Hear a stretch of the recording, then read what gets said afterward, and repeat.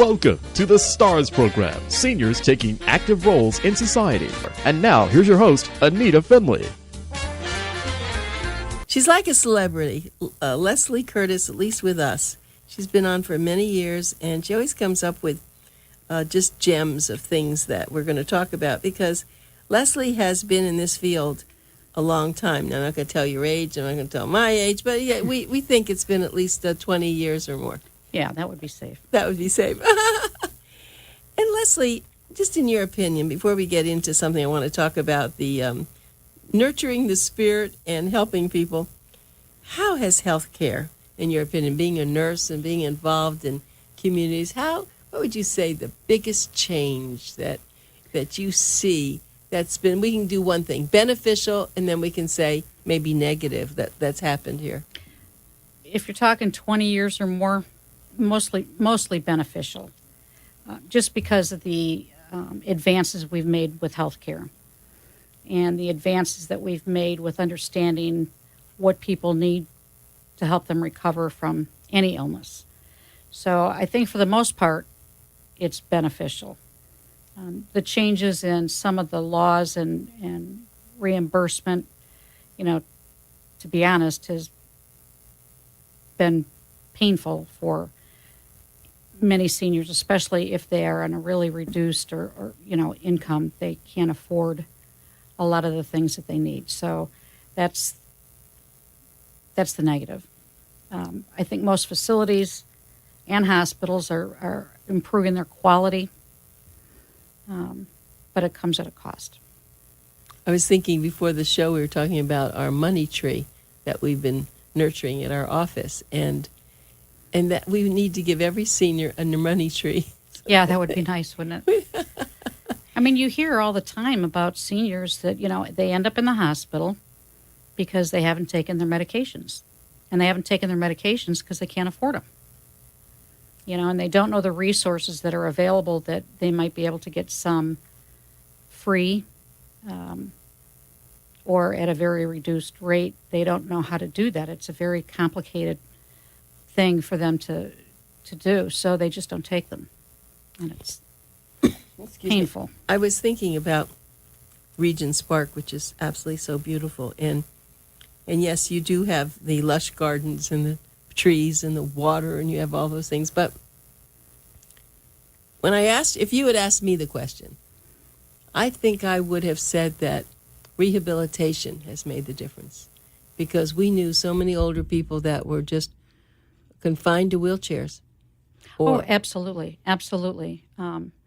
If you look at rehabilitation from an inpatient perspective, there weren't that many options. They could go to acute rehab hospitals. Nursing homes didn't really offer that much, and that's changed dramatically over the last 20 years. Till now, most nursing facilities have 40 to 50% of their clientele are short-term rehab. So that's changed, and it's gotten much better. I do believe that. In the old days, people would be just stuck in a wheelchair. Right, and the hospitals, of course, were doing whatever rehab occurred, but now they don't want to do that. That's not what they're doing. They're really sending them to rehabilitation centers. And there are, I would say, Class A rehabilitation centers and Class Z. Right. You're right. And I have always encouraged people to call you, and didn't want to drive you crazy with it. But when people ask me, what they should do, I always tell them you need to go to a great rehab center. Don't let the people tell you at the hospital where to go, because they don't have that right to do it. They may make suggestions, but you ought to know ahead of time. And you and I have talked about that so many times. Yeah, I think, again, it's education. People don't I shouldn't say take the time. We all put off what can wait till tomorrow. But I think that seniors in particular, but, listen, I was in a rehab facility when I had my back surgery. So it's not just, senior citizens that need to know where would you go if you need rehab. And to be very honest, if you're in the hospital, you're out that door within 3 to 4 days.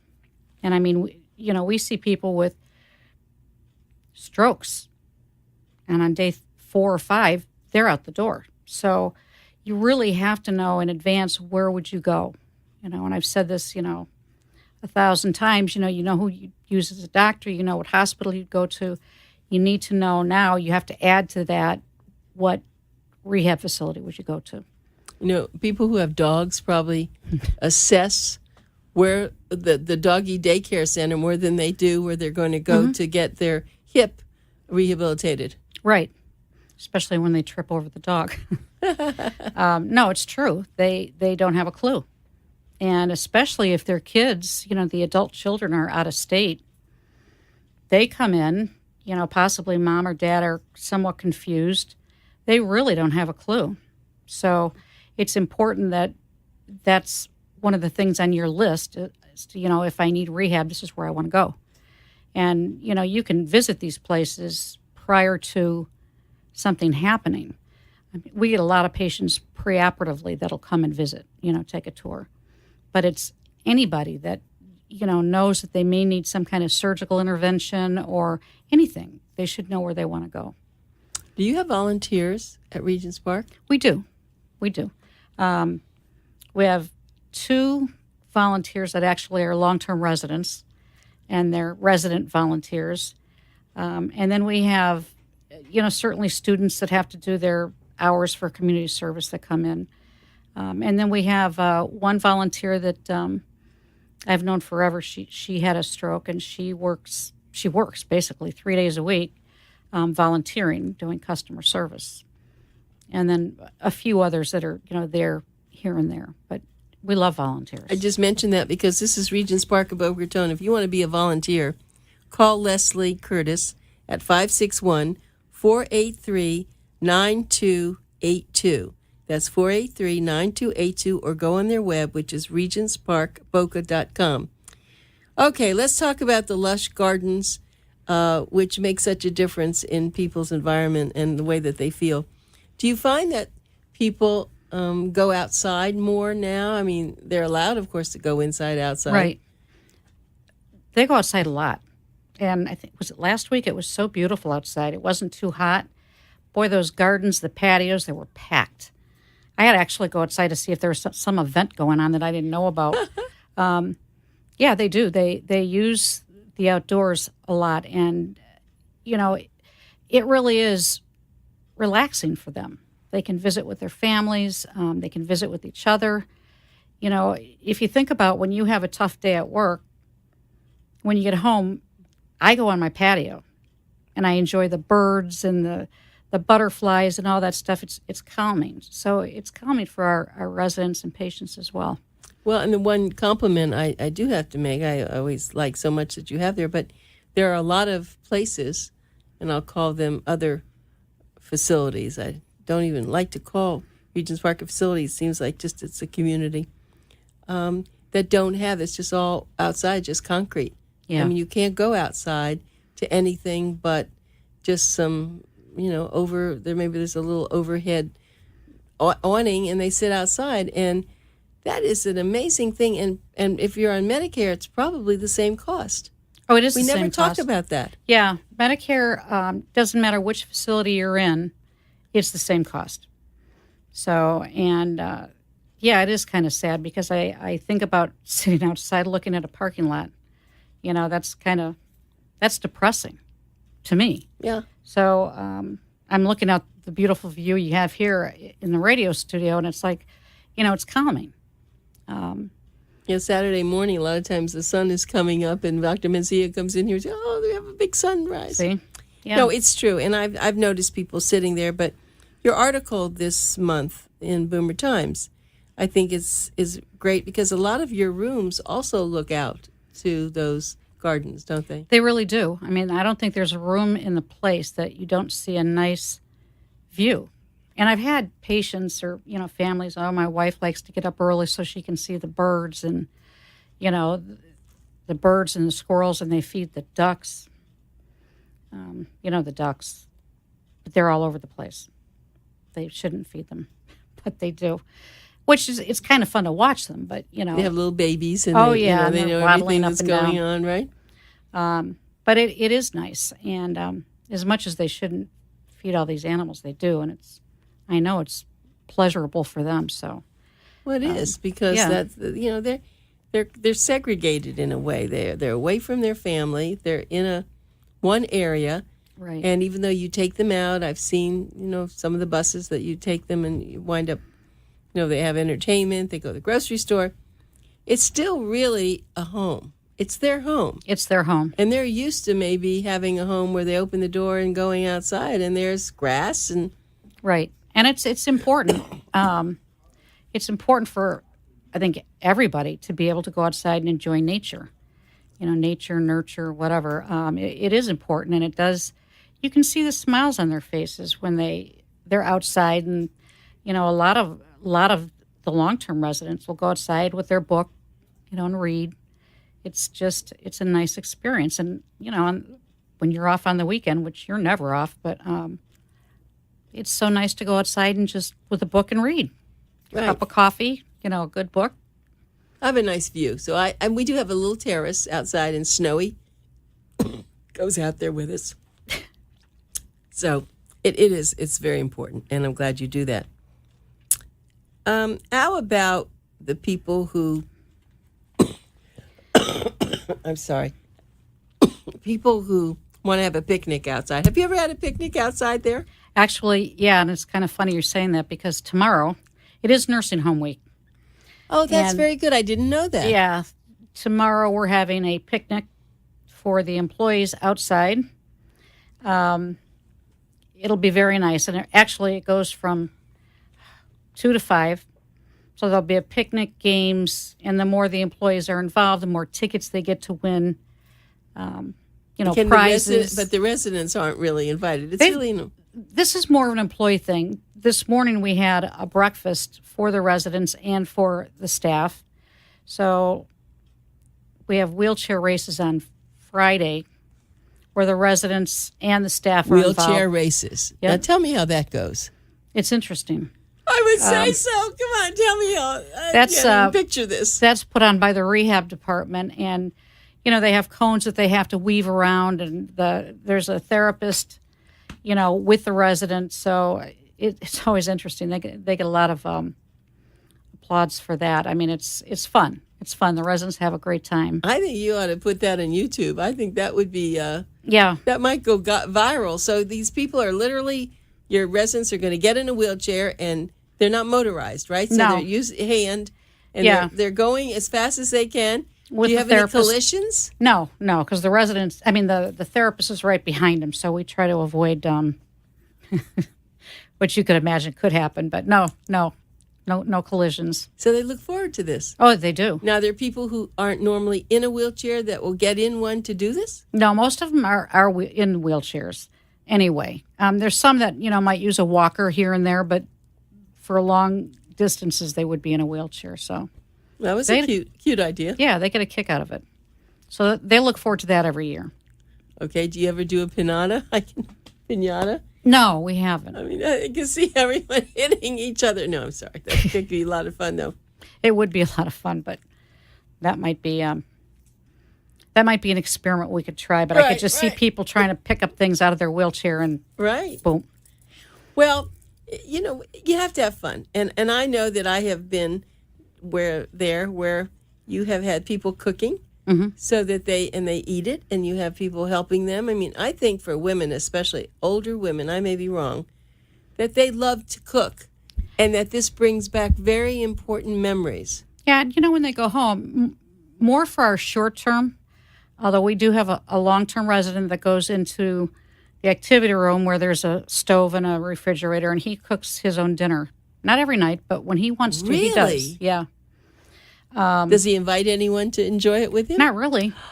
It's he wants to cook his dinner. So And so how does he get the kind of food he wants? he goes shopping with somebody. His son will come and take him shopping, and yeah. Well, I think that's really exciting. Yeah, so we offer those things to residents. Short-term rehab patients do go through a, quote, cooking class if they're going to be cooking when they go home. Oh. And they were cooking prior to whatever brought them to us, then they will experience that so that they feel comfortable when they go home. I meant to tell you, I don't have the article. I hope we didn't throw it out, but there was an article, I think it was in the New York Times, of teaching you how to fall. If you're going to fall, you have to learn how to fall properly. It would be a good thing. It would be a good thing. I mean, we all could use that. I mean, it says, I don't know how you turn your shoulder and how you lean to one side. I mean, I didn't know when you're falling that you even can think about that, but maybe you can. I always think about my head if I'm going to fall, but that would be see if you can find the articles. Yeah, I'm going to, I wanted to save it for you, but I think Bill may have thrown it out. But see, everything now is changing because people know that they fall. People know that they need kinds of help with learning about vision. I know you've been working a lot with Dr. Larry Lampert, who is brilliant. I know when you were at our symposium. Oh, he's wonderful. He is. He is so smart, and he really can help people. Bill and I have been going there, and we've been using those classes. Right, and we're going to start working on more than we have right now for low vision. So we're going to be calling him in to help us with that. All right, so we have low vision. Well, there's a lot of things you can't do with low vision, but there's so many remedies. So he's going to be helping us put that program together as well. That could be a support group. Yeah. Because so many people who suffer with that, they do. Some have ideas, some have learned how to do something, but yeah, he would be perfect to run that. Mm-hmm. Actually, if he would. Oh, he's great. He is. And you have a lot of people like that, don't you? People who you have found over the years. Yeah, we have 3 physiatrists on staff that are wonderful. They come in, and it makes a difference. It makes a big difference in a patient's rehabilitation. When you have a doctor of physical medicine watching over what's going on. So they have good suggestions, and it makes the whole process better. Physiatrists are not common. I'm amazed that you have 3 of them. Yeah, we have 3 of them. Yeah, they are the ones that deal with that. They're an MD, but they deal with the system of muscles and physical rehabilitation. Exactly. So. Well, that's excellent. Well, you of course you are so sophisticated. I would think that here in South Florida, I wouldn't know of another place that's as sophisticated as you and what you do. And so, it's the interesting thing is that if people are going to go somewhere for rehabilitation, they can go to the very best or to the very worst, and it's all the same price. Right. I don't know how that works, so I'm not even going to go there. Yeah, I mean, most residents have Medicare. Some have regular, private insurance, but it's going to cost you the same no matter where you go. That's why I say it's important to find out about the different places that you could go, so that you don't, get stuck. And again, you have adult children coming from New York, New Jersey. They don't know. What they do is they get on the internet, and they think they can tell from the internet. Right. And we know that's not true. Right. So let me give a phone number again. It's 561-483-9282. And remember, this is Pencil Talk Radio, and the reason I say that is because you can always call our office, but it's better to have all that information right there. So if you need something, a friend needs something, you can say, oh, wait a minute, I know a place that you can go. And this is called Regents Park of Boca Raton. The other thing we don't talk about too much is the fact that it is a family-owned operation. And that's what in your words, because you have been involved in healthcare for so long. It makes a big difference. Having worked for large corporations in the past and working for family-owned and operated, it makes a big difference. How? If somebody's unhappy for whatever reason, or you have a new resident moving in and they want things for long term, we can accommodate that. When you work for a large corporation, there's so much paperwork before it goes up the corporate chain that it's too time consuming, and it's just it's very cumbersome for the staff as well as the residents. So, we can deal with an issue within 15 minutes. It may not be an issue that was our fault even, but it's something that the resident feels they need. So we can deal with it. We can make them comfortable. Where, again, if you're going through a corporate chain, and you know how that is. It could take you forever. By the time you get an answer, residents moved on. So that's a big difference to me. And when you have the owners coming in the facility, obviously it's important. They own it, so it's their reputation on the line. So obviously it's important for them that the facility is run properly, and I think you end up with better staff than people that come there stay there. The staff, our turnover rate is like 4.5%. National average is, I think, 54 or 50%. That's a big difference. So, well, do your residents like to talk to the owners? Some of them do. When they see them, they'll hail them down, and some of them don't. Don't know the difference, really, who they are. But I would think that the ones who have been lawyers or judges or doctors themselves, they want to talk to the owner and either tell them how wonderful everything is or tell them how the breakfast was cold or something. Right. And it's important for them to be able to do that. So it's funny. I was just, I don't know who I was talking to, but someone told me about meals. And meals that's a very big thing, isn't it? You're giving me a look, and it's true. Tell me, when people go to these communities, even though you do special breakfast, tell us about that. That if someone wants this morning cinnamon toast or they want that, you try to figure out how to get it for them. You can't do it all, obviously, because there's 180 patients in that building. But you do the best you can to accommodate them. One of the staples on our breakfast menu is a lox plate, which most places have done away with by now. But we haven't. It's like, no, you can't get rid of that. And tell me what's on that plate.